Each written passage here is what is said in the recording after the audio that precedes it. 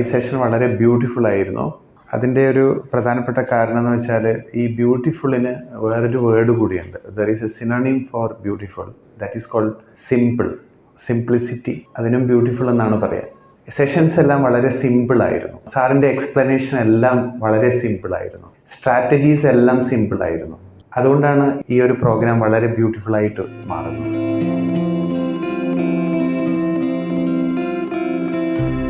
വല്ലാത്തൊരു എക്സ്പീരിയൻസ് ആയിരുന്നു. ഒരുപാട് നാളായിട്ട് ഞാൻ പ്രതീക്ഷിച്ചിരുന്നിരുന്ന ഒരു ഇവൻ്റ് ആയിരുന്നു.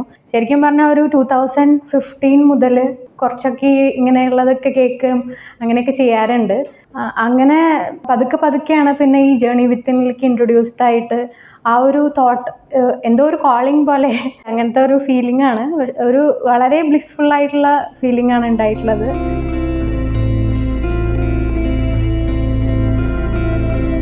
ഞാൻ പലതും ട്രൈ ചെയ്തിരുന്നു, like art of living, Siddha Samadhi Yoga, Sadhguru, അങ്ങനെ എനിക്ക് കിട്ടാവുന്ന എല്ലാം ഞാൻ സെർച്ച് ചെയ്തിട്ടുണ്ട്. ബുക്സ് വായിക്കുമായിരുന്നു. പിന്നീട് ഞാൻ ഭക്തിമാർഗത്തിലൂടെ പോയി. ഭക്തിമാർഗം എന്ന് പറഞ്ഞാൽ ഈ പറഞ്ഞ പോലെ Vishnu Sahasranamam, Lalita Sahasranamam every day I use to recite it. അപ്പം അങ്ങനെ ഒരു കൃത്യനിഷ്ഠയും അങ്ങനെ ഒരു റൊട്ടീൻ ഇതുണ്ടാക്കി ഞാൻ.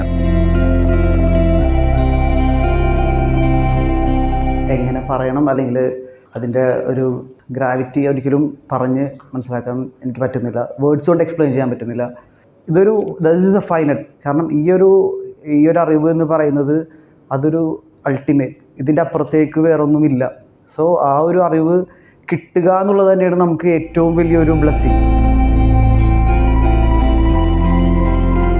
കുറച്ചും കൂടെ ഒരു ഡീപ്പർ പോകണം, ഇതല്ല സംതിങ് മോർ എന്നുള്ളൊരു ഫീലിംഗ് വന്നു. പങ്കെടുത്ത് കഴിഞ്ഞിട്ട് അതായിരിക്കും ഒരു ഡെസ്റ്റിനി എന്നുള്ളൊരു ഫീലിങ്ങിലാണ് വരുന്നത്. ഈ ഒരു ജേർണി വിത്തിൽ പങ്കെടുക്കുക എന്നുള്ളൊരു അവസാന നിമിഷം തീരുമാനിച്ച ആളാണ്. ഈ നിമിത്തം എന്ന് പറയുന്ന പോലെ വന്നു ചേർന്നതാണ്. ആക്ച്വലി ഞാൻ കൊച്ചിലെ തന്നെ ഒരു സീക്കറായിരുന്നു. എൻ്റെ ഫാമിലിയിൽ തന്നെ സെയിൻ്റ്ലി ആയിട്ടുള്ള 1-2 പേര് മേ ബി ആ ഒരു ലീനിയേജിൻ്റെ ആ ഒരു ഇതായിരിക്കാം എനിക്ക് കിട്ടിയിരിക്കുന്നത് എന്നാണ് ഞാനിപ്പം വിചാരിക്കുന്നത്.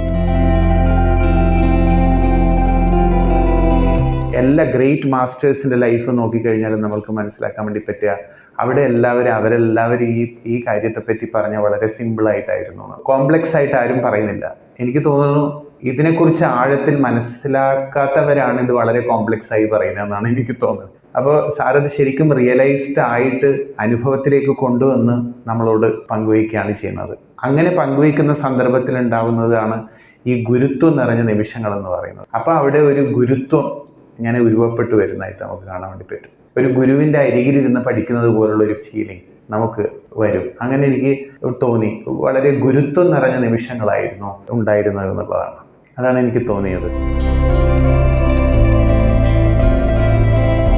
സാറിൻ്റെ ഇത് ഞാൻ ബൈ ചാൻസ് ഇങ്ങനെ സ്ക്രോൾ ചെയ്തപ്പോൾ വന്നതാണ്. അപ്പോൾ സംതിങ് ഈസ് ക്യാച്ചിങ്. അപ്പോൾ അത് കിട്ടിക്കഴിഞ്ഞപ്പോഴാണ് ഞാനൊരു എപ്പിസോഡ് കണ്ടപ്പോൾ this is the one I am looking for എന്നൊരു ഇത് വന്ന് ഇത് ഈ 2 ദിവസത്തിൽ ഒതുക്കിയത് തന്നെ എനിക്ക് തോന്നുന്നത് ദാറ്റ് ഈസ് ഇനഫ്. ആ ഒരു സീക്കേഴ്സിന് this is more than enough. നമ്മൾ ഇതിൽ നിന്ന് ബിൽഡപ്പ് ചെയ്യുക എന്നുള്ളതാണല്ലോ. എനിക്ക് പറയാനുള്ളത്, ഈ എൻ്റെ വോയിസ് കേൾക്കുന്ന ആരായാലും ഡെഫിനറ്റ്ലി ഇത് നിങ്ങളൊരു ജെന്യുവിൻ സീക്കർ ആണെങ്കിൽ മാത്രമായിരിക്കും നിങ്ങളിലേക്ക് ഇത് എത്തുന്നത്.